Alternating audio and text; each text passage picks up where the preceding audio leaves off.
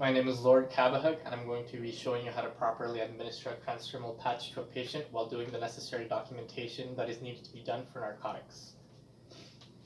The first thing you need to do is to look at the physician's orders and check with the client's record to make sure that the doctor is not prescribing anything that the patient may be allergic to. After doing so, perform hand hygiene and approach the patient.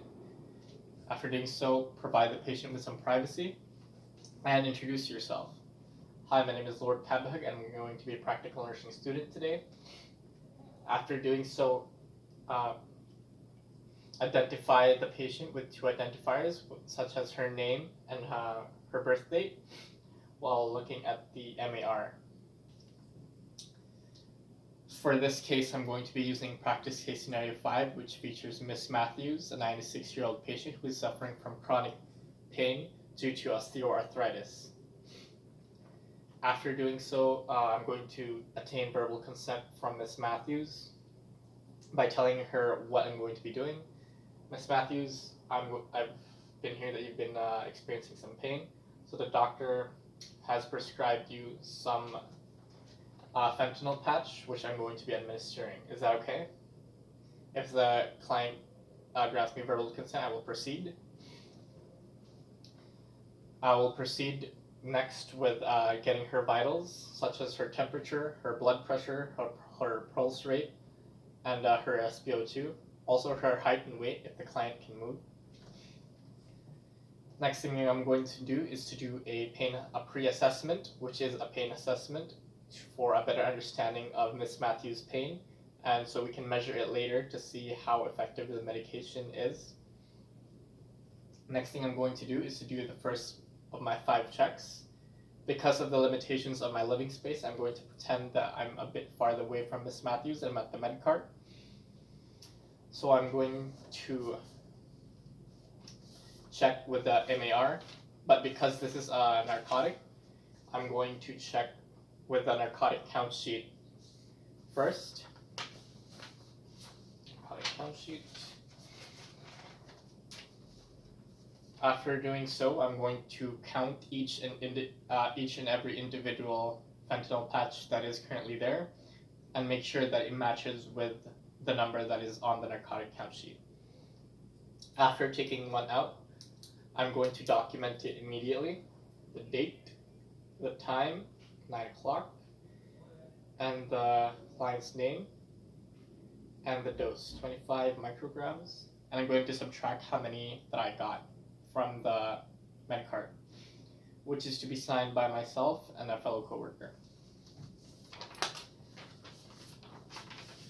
After doing so, I'm going to do my 5 checks, the first of it. So, fentanyl, 25 micrograms an hour via transdermal patch every 72 hours. So everything matches so far, so I'm going to proceed with my second check.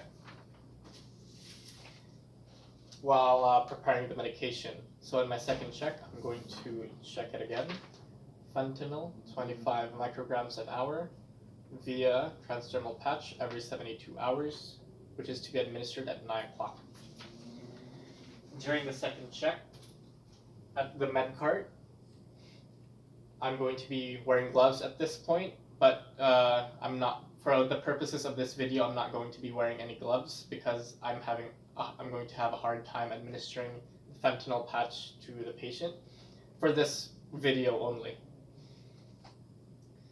So while preparing the medication, I'm going to write the date, time, and my initials on the patch.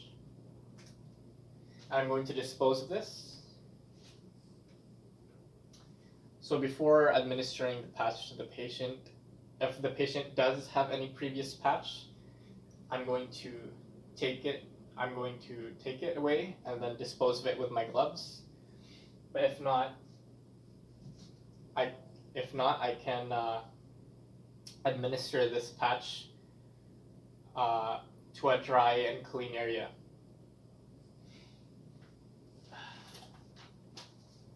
After doing so, I'm going to dispose of my gloves and I'm going to educate the patient to not touch the patch or to put any kind of heat on the patch.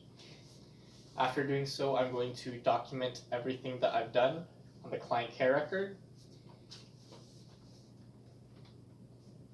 And if the patient does not need anything else, I will document everything, and then that is how you administer a transdermal patch and do the right types of documentation for narcotics.